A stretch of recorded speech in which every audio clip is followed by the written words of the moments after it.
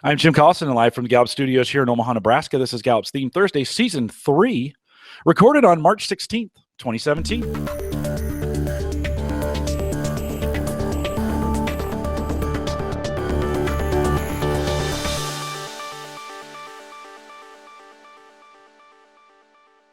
Theme Thursday is a Gallup webcast series that dives deep into the CliftonStrengths themes, one theme at a time, and today's is focus. If you have questions, comments, or contributions during this webcast, we do have a live chat room that's available for you right below the main video window. Many of you already. We've got about 15 out there in chat. Love to have you log in. If it's your first time here, go to the bottom left-hand corner, click Login, choose the guest account, take the name out, put your name in. It'll say guest and some numbers. Then hit submit, and that'll throw you into the chat room. We'll take live questions for you while we are doing the program. Love to have you there. You can also pop out that chat window if you'd like. 2 red boxes in the upper right-hand corner. Just click those. It'll pop it out. You can put it anywhere on your screen. Also works on a mobile phone if you'd like to do it that way. We'd love to have you in the program. If you're listening to the recorded version and have questions about custom strengths coaching solutions for small, medium, or large organizations, we do that as well. You can contact us. Send us an email, coaching@gallup.com. Don't forget to visit the Gallup Strengths Center. That's just Gallup Strengths Center, all one word.com. For your CliftonStrengths coaching resources and training needs. And you can also catch the video now, both streaming and downloadable audio and video for offline use. So many of you are starting to do this. Download that and recapture that time on a train, in a plane, in a car, whatever you're doing, walking the dog. It's available for you. All that stuff, all those links are available for you on our new revamped coaches blog. Head out to coaching.gallup.com. Micah Libran is our host today. She's my favorite learning and development consultant or workplace consultant here at Gallup. I finally found the spot, Micah, where I need to change that in the script. Welcome to another Theme Thursday. Thanks, Jim. Great to be here. Thanks to those who are joining live or before this has been cleaned up and edited. Thank you to people who managed to follow a time change with us. The reason we're doing this is because it makes the most of a really exciting guest. We have Manish Puri, who's joining us from India. And I'm thrilled to be able to talk about focus, but more importantly, that we've reached this kind of, I think, global message where focus looks great regardless of geography. And it's a really important, I think, opportunity to get to talk about what this looks like around the globe. So really exciting morning to be able to get together and talk about focus. Micah, speaking of India, they are starting to check in the chat room, which is awesome. And just a great reminder. First time we've gone outside, I think, the United States for a Theme Thursday. Time zones just have always been difficult. And this situation worked out where we could move it to earlier in the morning. Manish could join us from India. So Manish, thank you for making the effort to jump in here and join us all the way from India. Welcome. It's a pleasure, Jim. Thank you so much. And hi, Micah. How are you doing? Hi, Manish. Great to see you. Thanks. We're gonna focus on focus for the next few minutes. Micah, I know you've got some notes prepared and ready to go. If you're on the companion guide, this would be the time to pull it out and start taking notes. Micah, as we look at focus, and I'm pretty excited about this because it's 33 for me. Let's dig in. What is it? So not very high for me either, but it's one that I admire. We are in right about the middle of our executing themes on season 3, going through each of these 34 by strengths-based leadership domain. And focus is an executing theme that is all about staying the course until the goal has been accomplished. There's a construction site right near my house right now, and they just put up a brand new sign yesterday. And if it wouldn't have just completely wrecked traffic, I would have stopped to take a picture of it so I could share it with you, because it said 3 words in big bold letters. It said, "Stay on path." And it made me think of focus. I think it's this intensity and intentionality toward a goal. Sometimes I'll think about focus as beneficial tunnel vision. It is the ability to really lock on to a goal and execute until it's finished and not let any distractions pull you off of the path. If you take a look at our companion guide, we'll dive a little bit deeper into that official definition. The first paragraph is that full definition of focus. You'll pull out a few things from there, like lacking a goal, your life and your work can quickly become frustrating. I think focus is that natural tendency to understand that there's a purpose to what you're executing and that purpose needs to be obvious sometimes. I think leaders with focus can sometimes enhance the obviousness of that purpose, making sure that what we're doing, that all of the check boxes that we're ticking off definitely add up to something bigger and something more practical, more pragmatic, more black and white. Your focus is powerful because it forces you to filter. you instinctively evaluate whether or not a particular action will help you move toward your goal.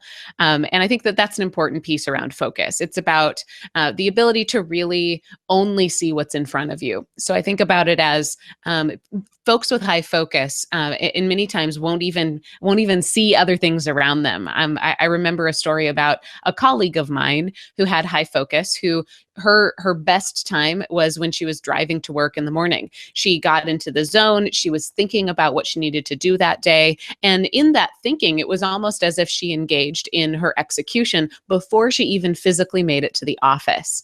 So by the time she had parked in the parking structure, made it down the steps and into her office, she was already in the flow and in that zone that folks with focus tend to be able to dive into that groove quite regularly and quite efficiently. Now, the downside of it was she missed talking to people in the hallway. She didn't even notice if colleagues of her were in the lift with her because she was already so into the zone, and nothing extraneous or nothing that would be distracting even showed up on her radar. And what a beautiful theme that is. Now, she had to manage it a little bit by telling people, hey, I'm not ignoring you. I'm already there. I'm already focused.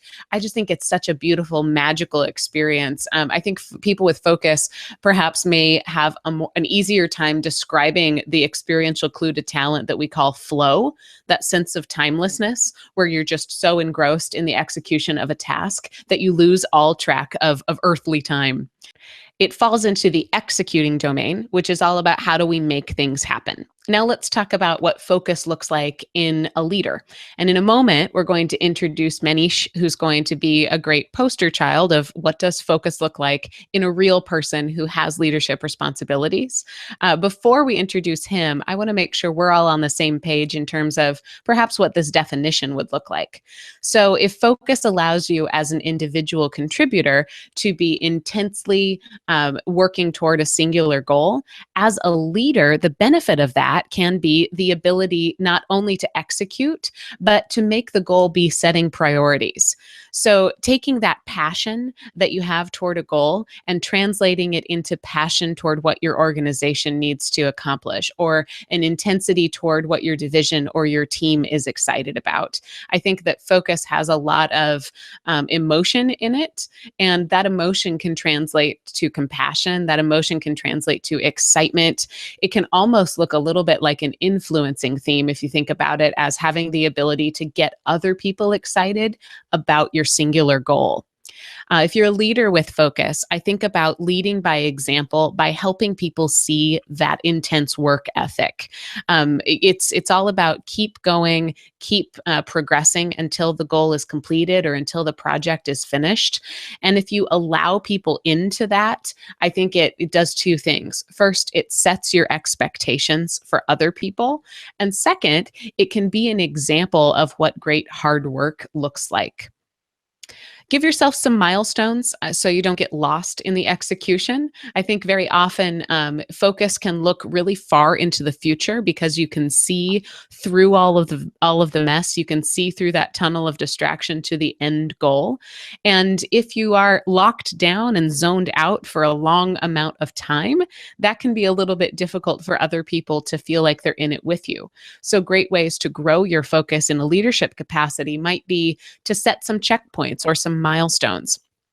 Focus is different from achiever. I think achiever probably does that instinctively, being able to say every day starts at 0. Here's how I'm going to know if I'm progressing toward my goal. Focus it says it doesn't matter how I'm progressing. I know that I'm in the zone. So being able to translate what happens internally into something that can help other people come along with you externally is a great leadership extension of focus. And you can do that by thinking about setting some milestones or some checkpoints towards success. Your ability to sort distractions away for your team is perhaps one of the greatest gifts you have as a leader with focus. I think it's similar to some other executing themes we talked about, for example, last week with discipline, that ability to say, does this fit into the plan? I think focus can say, does this fit into the way we're executing the plan? And you can be sort of, I think, a protector of your team by being able to sort of combat any distraction that takes away from your team's execution of what they need to be doing. A couple ways that you can think about investing in focus. If you're working with somebody with high focus, don't be afraid to check in on them on their progress. Ask them questions about how they're working. They really thrive on that kind of focused attention toward the work. So chances are that they will enjoy being able to tell you what their process is like, what they've completed, and where they have to go next. You might also think about helping this person invest in time management as a skill that enhances the talent of focus. Greater efficiency will light you on fire. It will light you up in a positive way. Seeing ways that your ability to get in the zone can be even more further enhanced by time management practices, I think, is a fantastic investment for people with focus. Toward the end of my overture here, we're going to talk about how folks with focus could provide what their followers need. So first is this need of trust. I think focus goes a long way toward trust by being able to think about what is essential and what is not essential. So don't get in the task of just delegating non-essentials. If it's not worth your time, it's probably also not worth your people's time. So being able to sort to what is essential, what is important, and what's not, and then make sure that what you're delegating is essential. Make sure that when you ask somebody to take on a task, it's something that you would focus on yourself. So help people know that when they are working with you, that they are doing something important, something that is essential. A leader with focus provides stability, perhaps by planning a little bit farther in advance. Share those long-term goals with people. Help them see what you notice at the end of the tunnel. It's certainly a great way to share stability. A leader with focus can show compassion by acknowledging the people who help you do the job. So people with focus aren't going to naturally be in tune, perhaps, to the emotions around them. They're more excited about the goal, the job, and what's going on. So being able to sort of pop your head up from that execution and thank and name those folks who do help you balance your work and your life, and think about creating targets that are just beyond that goal, I think is an important thing for folks with focus to do. And finally, hope. I think that people with focus naturally create hope by reducing clutter. And I think that as time goes on, as projects go on, a lot of clutter tends to just happen in our lives. We tend to make assumptions that we have to finish every single goal, or that remnants of a past project tend to stick around. A leader with focus, I think, can inspire hope by helping people let go of things that maybe are getting in their way and are not essential on progress toward the goal. Also, think about mentoring your most promising proteges who show similar talents around focus. Your intensity toward a human being can feel powerful. It can feel like a huge investment. It can feel like a relationship building extension of focus, because if you are focused on a person or a development of a person as a goal, chances are you'll bring that same intensity and that same intentionality, and that feels really good to be receiving it. So there's my overture around focus and what it looks like in a leader. Everything that I said comes mainly from studying it from an academic lens and from my own personal assumptions. What's even better is we have someone now who can join us and actually be that person with focus. So it is my pleasure to introduce at this point Manish Puri. He's joining us from the northern part of India, very close to the capital city. Manish is the founder of two companies, a coaching and consulting company and a networking company. As a leader himself, he's got 25 years of work experience holding various leadership assignments all over the world, in India and as well as overseas. He's led large teams across multi-geographies. He's led teams who have national responsibilities as well as global responsibilities. He's a commerce graduate and studied management from IMM Indore. And I'll let him continue to introduce himself. Without further ado, Manish, welcome to the program. Thank you very much, Micah, and thank you very much, Jim. Manish, the first thing I want to say here is that both you guys, I know, have woo and communication in your top 5, and it is so evident. Well, thank you. You guys have wooed the entire world with this theme Thursday. I must compliment you on your effort. Well, thanks. I got the benefit of just following the great hard work that Jim and his arranger Achiever have done. So thank you. And thanks for joining. Thanks for really helping us take this just beyond the US. It's an absolute pleasure. And to begin with, I must say that I'm very happy to be here. And hello, everybody who's watching me. I want to thank you for having logged in. I love you. And to everybody from India, I say namaste, which essentially means I bow to the divine person in you. That's my message to everybody from India. And I'm very proud to be the first one from India to have ever come here on Theme Thursday. That feels really good. And I must tell you that there are scores of people waiting who are going to get onto this Theme Thursday and let you all have the Indian perspective of what Gallup Strengths Coaching is all about.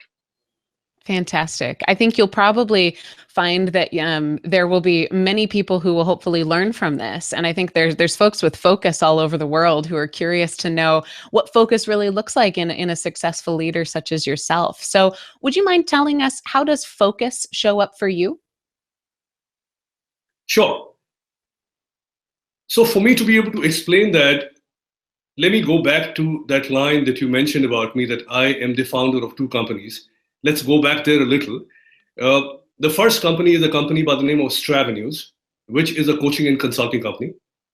As part of what I do, I coach and consult with organizations in the area of enhancing productivity for them.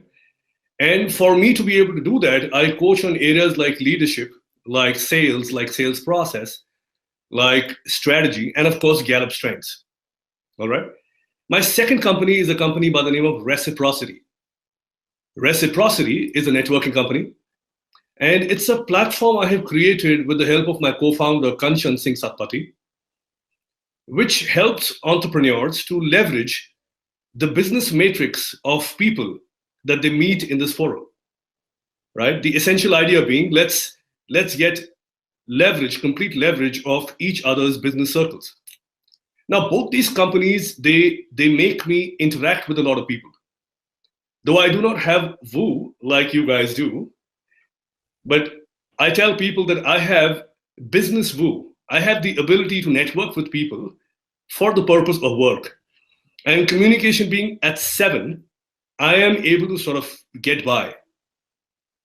Now, I lead people, I arrange with people, I coordinate with people, I inspire people, and there are a whole lot of people around me for who I serve as a leader. All right? How does focus show up for me was your specific question. Is that right, Micah? Yes. All right. The first place where it shows up for me is when I get up at the same time every morning. And I reach office at the same time every morning. I'm right here at my desk on this chair of mine at 8 o'clock every morning. Day after day, week after week, month after month. All right, that's sign number 1. That's how focus shows up for me, as the number 1 sign. All right. The second way it shows up for me is, let me show you this. So, this is my master. All right. I am ruled by this little thing called a planner. All right. And the first thing I do is I come here in the morning and I look at this. And I say, let me see, what is it that I need to do today? That's the second way it shows up. And it indicates to me that I must look at what is it that I have in store for the entire day. And so I go back to the day and I look at this. That's my day for you. I don't know if you can see this, but my day is divided into 2, which is this part says what I need to do for Stravenues, and the other part says what I need to do for Reciprocity, which are my 2 companies. So these 3 are very distinct ways in which focus shows up for me on a daily basis, day after day, week after week. That's beautiful. So I have to show you, this is my planner, and I would never call it my master. It is more about, I sort of think maybe I'll get to something, and sometimes I use it when I need to use my ideation and strategic and give it a place to go. But right. your commitment and the clarity and the number of things you had written down, that's got to be that's got to be a sign of talent. In fact, I must tell you that when somebody asks me for an appointment, my natural answer is, allow me to look into my planner. It's just so programmed in me. So that's how it shows That's up. beautiful. That's What how, else do you have in your top 5, Manish? so my number 1 is activator. Number 2 is significance. Number 3 is focus. Number 4 is futuristic. And number 5 is related. Wow, what a powerful combination. What have you noticed your focus does for the people who count on you? So for you as a leader, what do you think people need in terms of getting the benefit of your focus? Well, the first thing that they see in me is a guy who focuses, or who sort of has his attention glued onto a few things. All right. If I have 10 things to do, I'm going to look at the top 2 or 3 that will have the maximum impact on all 10 of them. And because I've been able to keep a good track record of what I do, I'm able to inspire a lot of respect in them. Over a period of time, they see me succeed with this strategy of focusing on 2 or 3 things at one time. And so I earn respect from them very naturally. And they come back to me, banking on me, asking me questions like, what should we focus on? What are the 2 or 3 things that we should focus on? So you could say that through my focus, I am able to kind of make this talent contagious. All right. The other impact it has on people is they start to respect my time. Like I said to you, I'm a very planner-driven person. No one ever wastes my time. I do not ever get a surprise visitor. Everybody who comes to me with an appointment because they know how I work.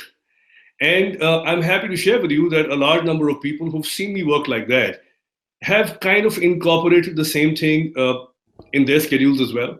So if I was to invite you over for a party, you'll meet my friends and all of them will be carrying a planner like I do.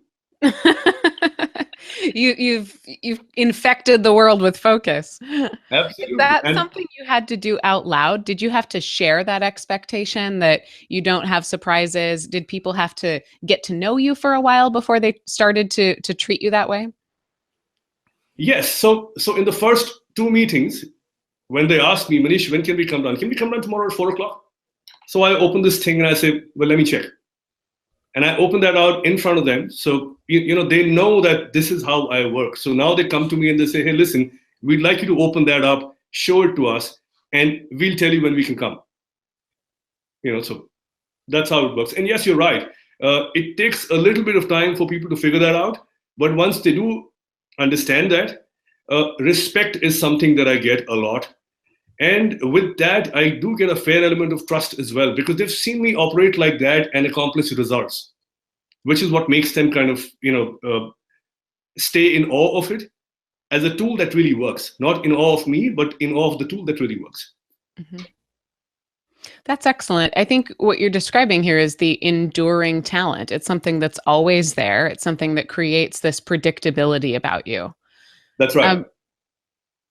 When you think about those needs of followers, you mentioned trust, and I think that's a great story around trust. The way that you work is consistent and you provide great results, so people tend to trust the way that you work. Yes. When you think about compassion or hope or stability, do any of those remind you of times that your focus has really shown up? Sure. Let me give you an example from each one of these, right? I'll start with compassion because you asked me compassion. So what really works for me is, and I must admit that when you look at me, the first look at me, you don't say, hey, that's a really compassionate looking guy. I'm sure I don't look like that, all right? In fact, my focus sometimes makes people think that this guy is too much into his own world because of my single-minded devotion and single-minded attention to what I'm doing, all right? So, however, when I when I start to specifically address developmental needs of people, when I specifically work on certain areas of people that they need inputs in, that is the time I get to hear this a lot. Manish, thank you very much. That was very caring of you. All right. They feel cared for when I focus on a specific need of theirs. And that to me is compassion. Right. Uh, does that answer your question? Yes, I think that's great. It's again, it's being really true to that piece around focus. I often hear it being said about great communicators or great relationship builders that when you're around them, you feel like you're the only person in the room. It almost sounds like focus has that ability to help somebody feel important. Absolutely, absolutely. And I can give you an example of this. This lady I coached some time back, uh, a young bubbly girl.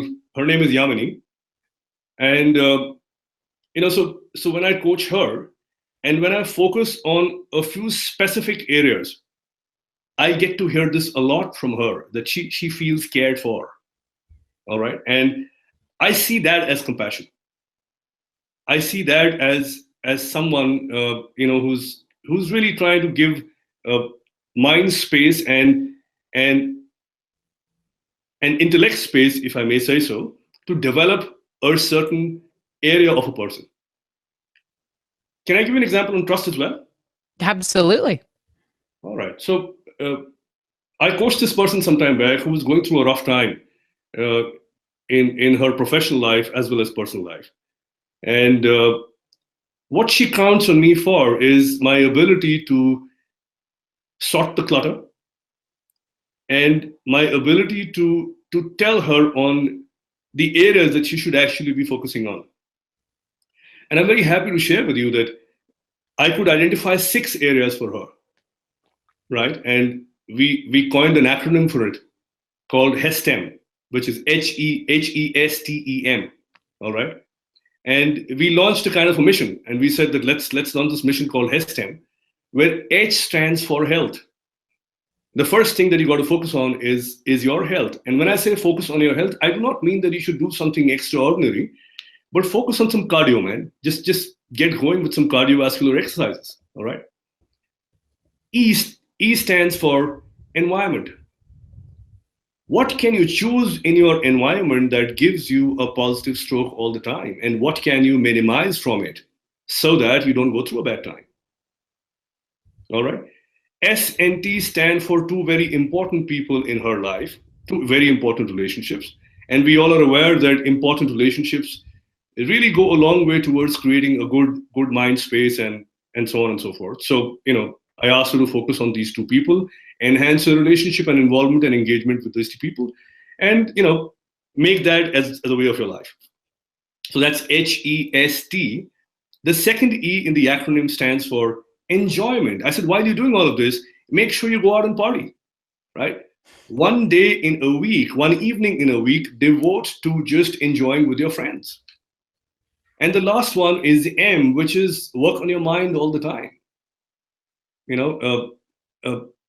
Be positive about the thoughts that come in. And incidentally, she also has positivity in her top 5, like you do, right? So that wasn't very tough for her. And this thing worked out very well. So what I can tell you here is that when I was able to show her that these are the 6 things that you need to focus on, I was definitely able to build a lot of trust in her, specifically when it became a success story. All right. And anybody that I coach this way, I always tell them that whatever you focus on, make sure that you devise a plan that's daily, weekly, and monthly. So if you want to achieve an objective of yours, make sure you do something for it on a daily basis, on a weekly basis, and on a monthly basis. So that's how these areas worked well for her, and yeah, that's how I was able to create trust. Yeah. I hear so much of your sorting ability that maybe comes from significance, about it being able to really plan where you're going to use the intensity of focus. I think focus by itself is the engine. It's zone out everything and move toward that goal. But it marries so beautifully with a lot of that ability to sort of, let's say, no to other things. And I think it's very enmeshed in that significance of saying what's important. Do you see that, or do you see other themes playing with your focus very nicely? Well, I would agree with you here because I'm a big believer of let's do only those things that really matter. Let's do things that contribute significantly to what you really want to achieve and leave the rest. So you're right. It's a combination of significance and focus that really make me sort out things for people. I think Megan says it nicely in the chat room. She says, no, because we were talking about, I had mentioned, Manish, you're kind of opening up a world where I'm seeing focus in a relational sense. Now you have Relator in your top 5, which I think blends that in. But Megan says not only focus, but also harnessing the power of Relator and significance. It's the one-on-one focused attention on a deeper connection level. And he seems to be identifying the significance of each person's work. And I think that's a really good read on your top 5. As I say that back to you, Manish, does that ring some trueness to you? Does that sound like the way you operate with people, of bringing those 3 themes in to really focus it on other people? Absolutely, Jim. I think you guys have got it absolutely right. And I just gave you one example of how I was able to sort this lady's life on both professional as well as personal front. So yes, it does work, with other strengths as well in tandem. But having said that, I must tell you that even if I did not have significance, even then, what would I have done? I would have still been able to show her what to focus on, and I would have helped her devise a plan and broken it down into daily, weekly, monthly. So focus is let's look here and compartmentalize it into daily, weekly, monthly. Significance, of course, helps me to sort out what's most important. Yes. You're right. I don't think significance would say that the planner is the master. I think that is absolutely the beauty and power of focus. Of let's do this. Let's ignite this. Manish, it sounds like you coach by being a great partner to other people, by really being in the situation with them and investing and seeing what they see and helping to expand their, maybe it's your futuristic, being able to expand what they see as possible.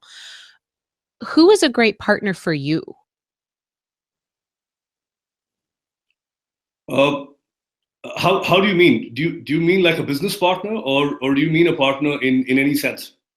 In any sense, when you think about a partner who has really worked with you very well, where you felt like your focus could be even better than it is by yourself, what does a partnership looked like that really honored your focus? Right. So the first thing that I look for in a partner is, can I trust the person?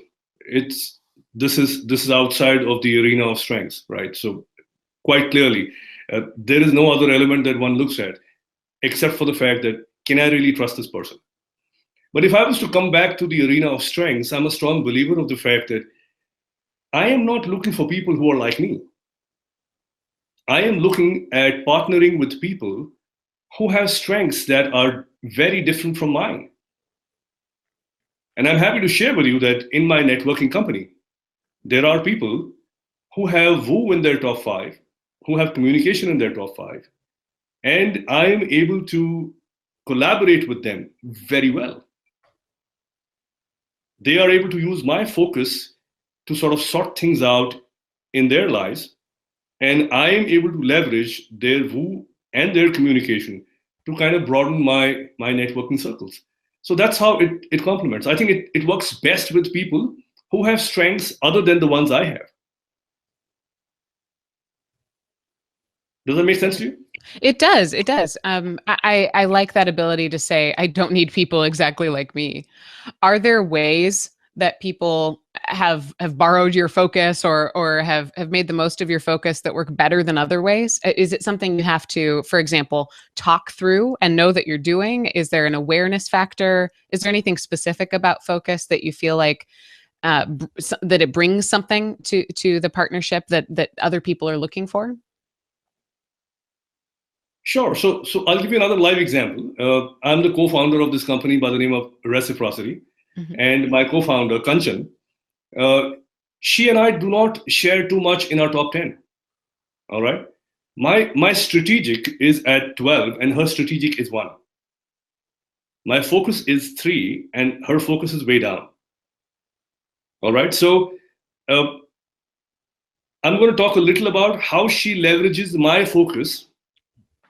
Perfect. For us to be able to create something favorable for Reciprocity. Now, typically what happens is, because of my focus, I'm able to talk a lot about goals and vision. And specifically, when I'm able to talk about goals and vision for the next many years, over a longer time frame, I see that I'm able to create the element of stability and hope in her. That's the message I get from her. That's the message I get from other people in the company. When they see me draw out detailed plans in terms of what we're going to be able to achieve, not only in my geography, not only in my country, but outside my country as well, in this company called Reciprocity, I'm happy to share with you that it inspires a lot of stability and hope amongst all the collaborators I have in this company and people who work very closely with me. That's how focus works. Thanks. That's excellent. If you were to advise another leader who also had focus, understanding how it works for you and how you've invested in it and made the most of it, what kind of advice would you give to someone else with focus? Well, the first thing I'm going to tell this leader is to have a goal sheet. That's the first thing I would ask the leader to do. Have a goal sheet, put dates down in terms of when exactly are you going to be achieving what, and so on and so forth. And now, I do have a goal sheet lying here. So that's my goal sheet. All right. And I don't know how much you can see over here, but it's got all kinds of goals over here: personal, professional, health, spiritual, and so on and so forth. Right. It talks about deadlines. It talks about what is it that I'm going to do. It talks about quantification of the goal. It talks about the emotion attached to the goal, and so on and so forth. So the first thing I'm going to do is I'm going to ask the person to get a goal sheet like this and take a deep dive into his or her top 5, top 10 strengths and find out what strength combinations are you going to be able to leverage to achieve what you want to achieve. The second thing that I would ask this person to do is break it down into daily, weekly, monthly, and please go to Staples to buy this planner. How far into the future do you like to think? I think this is interesting because very often we will compare and contrast focus and futuristic. We'll say that futuristic is I have a dream, and focus is the feet on the ground of I have a goal. So how, I noticed your goal sheet was for the whole year just now. Is that about right for you? Or how far into the future do you like to think about? So 1 year at one time. A year at a time. Yeah, 1 year at one time. I do think a lot about more than 1 year and more than 3 years and more than 5 years. But to be very honest with you, that's my dreamy part of my number 4 futuristic. Let's get real. Let's get real. Sometimes even 1 year is very distant. I'm a guy who talks a lot about daily, weekly, monthly. All right. Mm-hmm. So if you're able to do that consistently over a period of time, month after month, then chances are that you will definitely hit your goal, which is annual. I may have a goal that is distant in my mind as a vision statement, but that's not something I worry about on a daily basis, to be very honest with you. Mm. I love your goal sheet. And what I picked out of it was that last column of the emotion attached. It Yes. seems like it's a way that you've harnessed the fact that focus is about doing it, and it might not be about emotion. I mean, even says it in, I was reading our strengths-based leadership book here of people with focus might not be in touch with emotion, but you are. Yay! You made it part of the goal. And I just think that's such a great understanding for people who are coaching folks with focus is you absolutely can harness emotion if you make it part of the goal. Absolutely. Absolutely. In fact, the more you harness your emotion, the better would be the intensity with which you will work with focus. And let me give you an example. If you've really harnessed an emotion really well and you start to focus on something, for me, focus has 3 stages. Stage 1 is when what you're focusing on looks like a tiny little bead. All right? A tiny little insignificant bead. But when you really focus hard on it, when you put all your attention, all your single-minded devotion into it, it starts to shine. And when I say shine, I mean what did not look very significant has suddenly started to give you results. All right? So bead is stage 1. Pearl, because it shines, it's stage 2. Stage 3 is you accomplish something meaningful out of it. And of course, stage 4 is jubilation, when you really rejoice that, yes, my focus from bead to pearl to success has led me to jubilation. It really makes me rejoice, yes. So these are few stages of focus that I recognize in my mind. These are my own creations. But that's how I recognize focus, yes. Manish, for our audio listeners who didn't get a chance to see, and for some of those who couldn't see the form when you held it up, can you just read across the top the columns? With this goal sheet that you have, what are your columns going down? What are the labels there? Sure, it's a pleasure. So this one talks about the type of goal, right? And type means professional, educational, physical, personal, spiritual, and social. Yeah, a little bit like our 5 elements of the well-being, right? As you've gone down, there's the very right. Similar. Yes. Absolutely right. Yeah. The second one is, in these areas, what really is your goal? So let's say the first one, I said professional. The goal there could be turnover. All right. The third one is the deadline, which is the exact specific date that you want to be achieving it by. The next one is quantification, which means what is that number you have in mind? Because it really doesn't make sense if you tell me that I'm going to get a lot of business. You've got to quantify it into how much worth of $1 million are you talking about? Are you talking dollars? Are you talking rupees? And if you're talking dollars or rupees, then how many are those? Right? You've got to have a number. If it's rupees, it's a lot more than if it's dollars. Absolutely. And because I believe everything can be quantified. How you're feeling right now can be quantified. One of my favorite questions to people is, what's your mood on a scale of 1 to 10? And if they say 9, then if they say my mood is 6, my focus makes me jump into them and look at what I can do to enhance their mood and efficiency. So everything can be quantified. That's quantified. Then you have strategy. Strategy means what can I do on a daily, weekly, and monthly basis for me to be able to achieve what I want to achieve. And the last one is emotion. What is the emotion I'm going to feel when I accomplish this? And I can read out some of my emotions. Significance is one. Self-esteem is another. Self-fulfillment is another. Responsibility is another. And so on and so forth.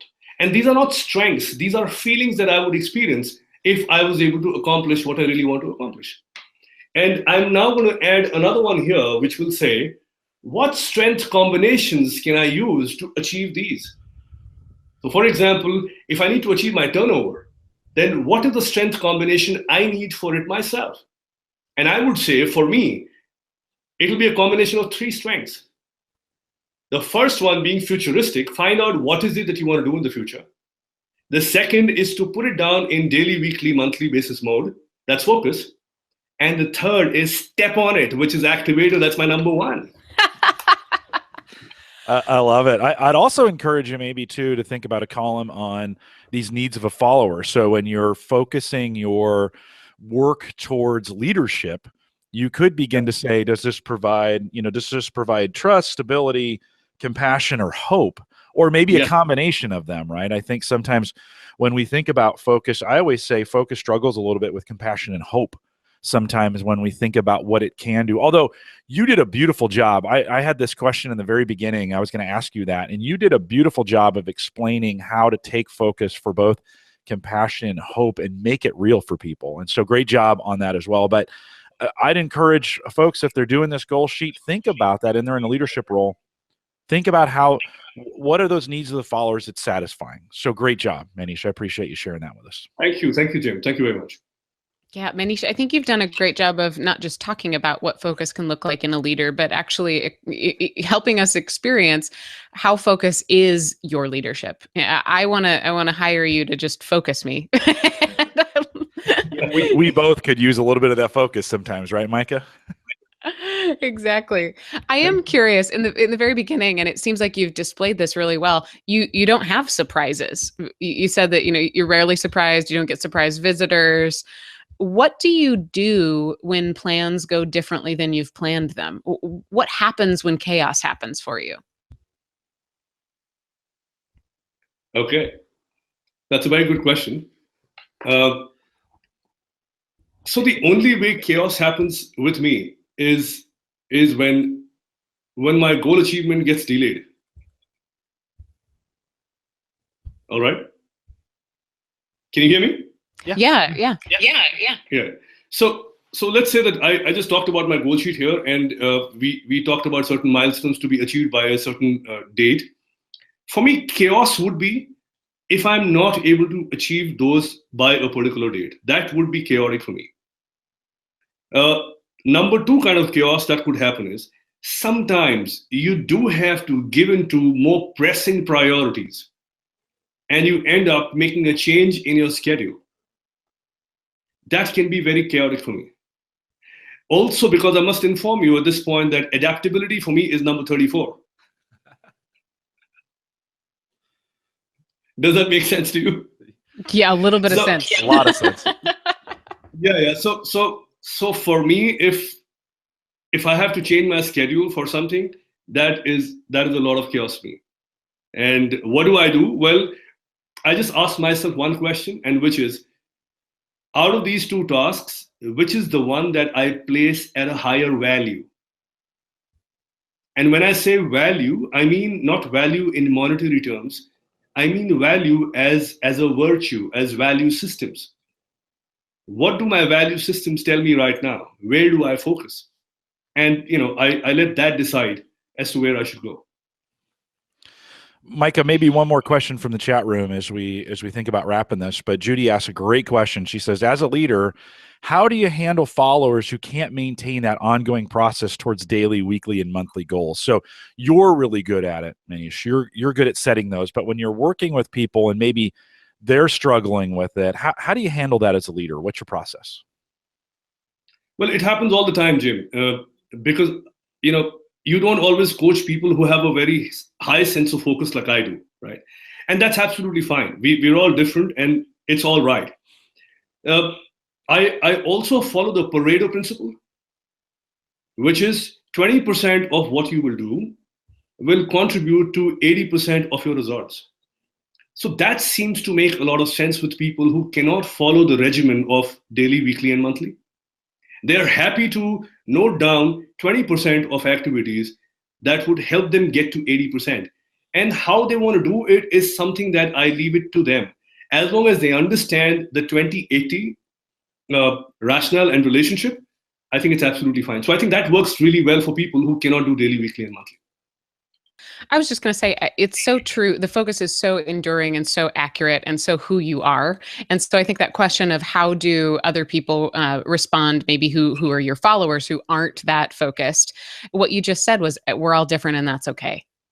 And the fact that you're very clear and transparent about the way that you organize your world and you offer it to other people, I think that's really what we mean when we talk about strengths-based leadership is be yourself, offer it as a value to others, but also allow them to do it on their own. And I think it sounds like that you've really nailed that one. That's correct, yes. Great. Given the fact that I think the internet is telling us it's time to wrap up with this echo, I'm going to go ahead and just thank you, Manish. Thank you so much for being not only our first outside the US Theme Thursday coach, but more importantly, just a really excellent example of someone who understands the power of their strength in a leadership role.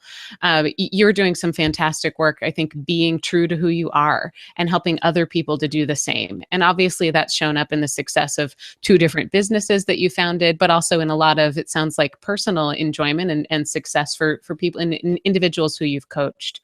So thank you for helping live out this mission that we have around the world. And thank you for staying up late and being here with us today. Before I go off, I must thank you guys for doing such a fabulous job. I think you guys are doing a truly marvelous job. And I think a great example of focus is what you guys do every Thursday, week after week, month after month, year after year. That is tremendous amount of focus from you guys. Thank you. Thanks so much. No, thanks indeed. We have to muster that focus from other people, by the way. I think if it was left to Micah and I, it may not be as focused, although together we get it done. So Manish, thank you for doing that. I appreciate you being here as well. You taught me a ton today, a new appreciation for me on focus. There were a lot of things that, with focus being pretty low for me, I don't necessarily think it through. And so now as I think about using or working with others who have focus, I'll have a lot better idea how to take advantage of that from a leadership standpoint or meet those needs of a follower when they have focus. So thanks for coming on. It's a pleasure, Jim. Thank you once again. And thank you all the people who watched me. I love you all. And I look forward to meeting you guys in July in the US. Likewise as well. You mentioned the summit there in July 17th, 18th, and 19th, CliftonStrengths Summit. Those you can still register for that, and it's available if you head out to CliftonStrengthsSummit.com. There's some information out there. We'd love to have you there as well. We want to remind everyone to take full advantage of all the resources we have available at the Gallup Strength Center. Just GallupStrengthCenter.com. Send us your questions or comments. If you'd like to be a guest blogger on our coach's blog, you can send us a fully formed blog. We're looking for 400 to 600 words original content.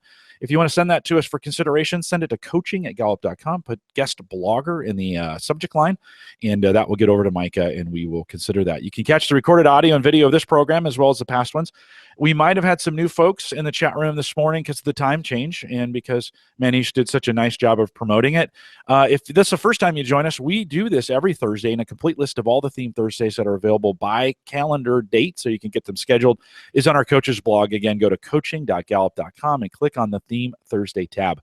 If you're interested in becoming a Gallup Certified Strengths Coach, you can catch a list of all the resources that lead to and all the courses that lead to certification on our courses site. That is just courses.gallup.com. Not hard to remember. And don't forget that we have other podcasts available for you. We have Theme Thursday here, but we also have one called Called to Coach. Manish has been on that once before. We have another one called Polling Matters that looks at our Gallup data, at least here in the United States.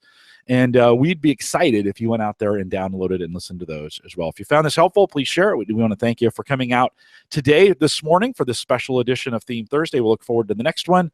And with that, we'll say goodbye, everybody.